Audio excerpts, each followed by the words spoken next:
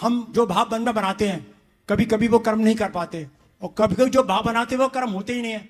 तो जैसे कि 12 भावना, वैराग भावना, समाधि, 16 का भावना, इनका भी महत्व है, वहीं कर्मों का भी महत्व है। जैसे मनुष्य जन्म से नहीं कर्म से महान बनता है, तो गुरुदेव का बताएं भावों का क्या महत्व है, कर्मों का क्या महत्व है?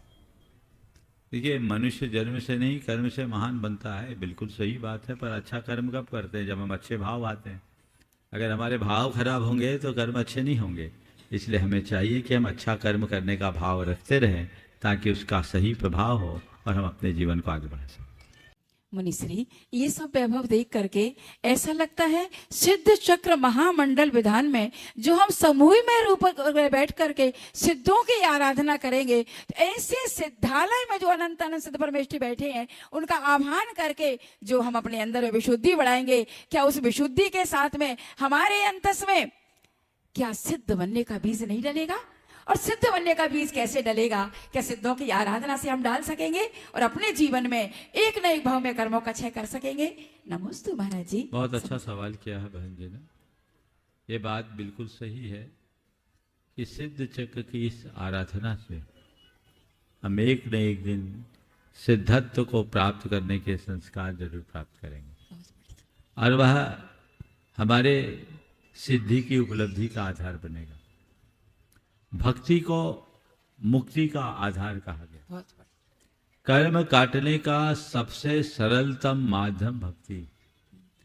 जब हम किसी उच्च आदर्श को अपने हृदय में उपस्थित कर लेते हैं तो वह हमारी भावधारा के परिवर्तन का आधार बनता है, और उससे उत्पन्न विशुद्धि हमारे कर्मों के विनाश का सबल कारण बनती।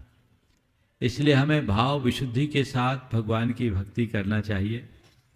और ये सुबह भी मैंने कहा था कि सिद्ध चक्र विधान को आप सिद्धि के लिए नहीं, शुद्धि के लिए कीजिए। मेरे अंतस्करण की शुद्धि हो।